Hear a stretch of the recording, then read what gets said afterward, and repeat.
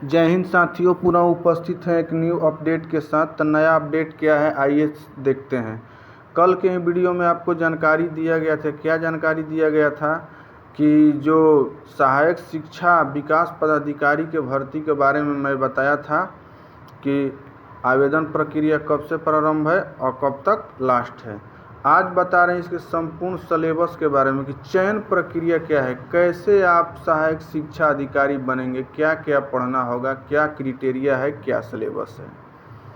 तो पहला तो ये बात है कि बीपीएससी के तमाम तरह के एग्ज़ाम में आपको साक्षात्कार होता है। साक्षात्कार कहें तो इंटरव्यू, लेकिन खुशखबरी की बात यह है कि इस एग्ज़ाम में जो है आपका यहाँ स्पष्ट लिखा है, इसमें साक्षात्कार नहीं लिया जाएगा। तो चलिए एक चीज़ से आप बचें। दूसरा कि मेंस में डिस्क्रिप्टिव नहीं होगा। ये जो होगा ये परीक्षा का यही पैटर्न है। ये ऊपर जो है ये पास क्वालिफाइंग मार्क्स है कि पीछे जनरल के लिए 40%, जनरल के लिए 40% यहाँ लिखा हुआ है ना। अत्यंत पिछड़ा के लिए 36.5%, 34% अनुसूचित जाति जनजाति महिलाओं तथा दिव्यांग उम्मीदवारों के लिए 32%। ठीक है, अब आइए इसके मुख्य बात जान लेते हैं क्या क्या है। सामान्य भाषा में भाग 1 और भाग 2। तो भाग 1 में अंग्रेजी जो है 30 नंबर के और भाग 2 में हिंदी 70 नंबर के। दोनों पेपर मिला करके कै गो प्रश्न रहेंगे? 100 प्रश्न। कै प्रश्न? 100 प्रश्न। 100 1 घंटा का होगा, 2 घंटा का होगा। ठीक है, और कितने नंबर का होगा? 100 प्रश्न 100 नंबर का। इसमें आपको पास करना है, 30% मार्क्स लाना है। लिखा हुआ है qualifying minimum marks 30% in both, यानी दोनों में 30% लाना है। ठीक है, चलिए अब अगला देखते हैं। ये तो क्वालिफाइंग है, इसको क्वालिफाइंग करना क्या है? जरूरी है। क्या है? जरूरी है।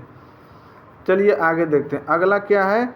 अगला है आपका समान अध्ययन बोलते हैं इसे। देखिए यहाँ समान अध्ययन है। समान अध्ययन में यही सामान्य विज्ञान, राष्ट्रीय आंदोलन, ठीक है, भारत का भूगोल, राष्ट्रीय आंदोलन में बिहार का योगदान, नदी, पठार, पर्वत, भूगोल से संबंधित महत्वपूर्ण बात, ठीक है, समसामयिकी, राष्ट्रीय, अंतर्राष्ट्रीय, तमाम तरह के अर्थव्यवस्था। यानी कहने का मतलब है जो बिहार सीजीएल या बिहार एसएससी या तमाम तरह के जो एग्ज़ाम होते हैं, ठीक उसी का पैटर्न यहाँ भी है। ठीक है, तो घबराने की कोई बात नहीं है।